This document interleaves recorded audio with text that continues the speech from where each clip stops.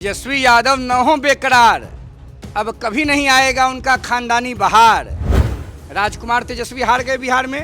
एक राजकुमार दुलरुआ भतीजा ममता बानो का बंगाल में हार गया अभिषेक बनर्जी।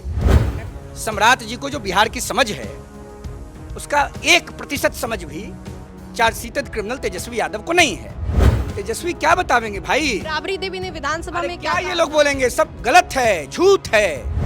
जंगल राज की लड़ाई के खिलाफ जब एक बड़ी लड़ाई बिहार में हुई, उस लड़ाई में सम्राट जी भी लालू यादव के खिलाफ लड़ रहे थे।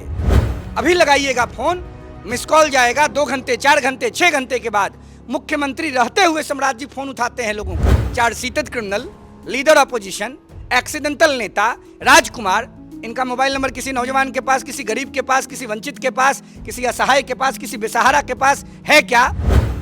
सम्राट जी प्रभुराम की तरह बिहार की जनता के मन में स्थापित हैं और तेजस्वी यादव जो हैं वो रावण, कुंभकर्ण और कंस के रूप में बिहार की जनता के हृदय से विस्थापित हो चुके हैं। नमस्कार, आप देख रहे हैं न्यूज़ फॉर नेशन। आपके साथ मैं हूँ राजनंदिनी। बिहार में बीते कुछ दिनों से राजनीति काफ़ी ज़्यादा गरमाई हुई है। वजह यही है कि बिहार के नए मुख्यमंत्री बने सम्राट चौधरी को लेकर के विपक्ष काफ़ी ज़्यादा हमलावर है। तेजस्वी यादव ने पेट्रोल डीजल की कीमत बढ़ने को लेकर के भी सरकार पर हमला बोला है।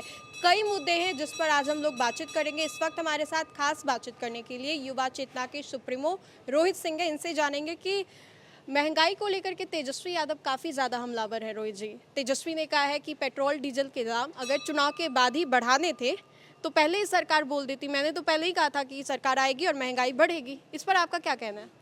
तेजस्वी यादव न हो बेकरार, अब कभी नहीं आएगा उनका खानदानी बहार।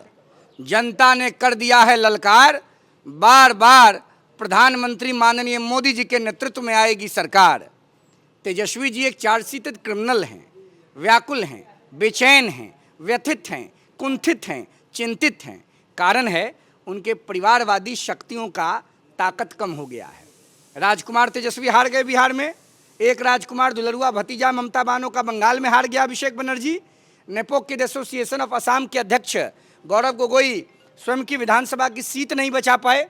तमिलनाडु में महाराजा एम के स्टालिन और उनका दुलरुआ राजकुमार उदयनिधि स्टालिन के नेतृत्व में डीएमके का पतन हो गया। अरे विश्व में एक समस्या आई है, वैश्विक समस्या है। हॉर्मुज स्ट्रीट रुक गया है। देश के यशस्वी गणनायक प्रधानमंत्री माननीय नरेंद्र भाई मोदी जी के नेतृत्व में देश की जनता को रिलीफ पहुंचाने के लिए हर संभव प्रयास किया जा रहा है। ये जो फिलॉसफी हैं, फेलियर जो हैं राज्य की राजनीति में, अपने शैक्षणिक जीवन में, अपने पारिवारिक जीवन में, चार्जशीटेड क्रिमिनल राजकुमार तेजस्वी यादव, लेकिन वो तो सरकार को फेलियर बता रहे हैं, सम्राट चौधरी को बता रहे हैं, नीतीश कुमार को बता रहे हैं, उनके मंत्री चारा चोरी में इनके पूज्य बाबूजी सजा याफ्ता हैं, लैंड फॉर जॉब मामले में ये चार्जशीटेड हैं, पूरा परिवार कोर्ट के चक्कर खा रहा है। एक ओबीसी समाज का, बिहार का युवा नेता, बिहार का भूमिपुत्र, गरीब, वंचित, वनवासी, आदिवासी समाज के अंतिम व्यक्ति के प्रति चिंतनशील, राज्य के नौजवानों का मसीहा, गरीबों का मसीहा माननीय सम्राट चौधरी जी बिहार के मुख्यमंत्री बने हैं। चार्जशीटेड क्रिमिनल तेजस्वी जी को पच नहीं रहा है। तेजस्वी जी को सिर्फ मैं, मेरा परिवार में भाई को तो दारा शिकोह बनाकर बाहर कर दिए, बहन को अपमानित कर दिया, माता पिता के शक्तियों को सीज कर दिया। बिहार की राजनीति में अगर कोई औरंगजेब है तो वो चार्जशीटेड क्रिमिनल तेजस्वी यादव हैं। परेशान हैं क्योंकि बिहार माननीय सम्राट जी के नेतृत्व में उत्साहित है। बिहार के गरीबों, वंचितों को एक नया नेता मिला है। तो आपको लग रहा है कि सम्राट चौधरी काम कर रहे हैं? सम्राट चौधरी जी बिहार के विकास पुरुष हैं, बिहार के गरीबों के मसीहा हैं। पिछले 30-35 वर्षों से सम्राट जी राज्य के जनता से जुड़े हुए हैं।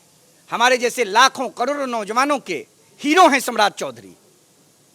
सम्राट जी को जो बिहार की समझ है उसका 1% समझ भी चार्जशीटेड क्रिमिनल तेजस्वी यादव को नहीं है।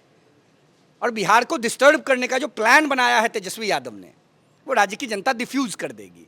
राज्य की जनता माननीय सम्राट चौधरी जी के नेतृत्व में पूर्णतः आस्था, निष्ठा, विश्वास व्यक्त करती है, क्योंकि सम्राट जी के ही नेतृत्व में बिहार का विकास होगा।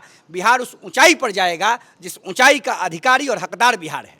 ठीक है, आपने सम्राट चौधरी के बारे में कहा, तेजस्वी यादव के बारे में कहा, लेकिन आपको मालूम होगा कि तेजस्वी यादव सम्राट के क्रिमिनल बैकग्राउंड को लेकर के क्या कुछ कह रहे हैं, एजुकेशनल बैकग्राउंड को लेकर के क्या कुछ कह रहे हैं, आपको सब वो भी सुना होगा आपने।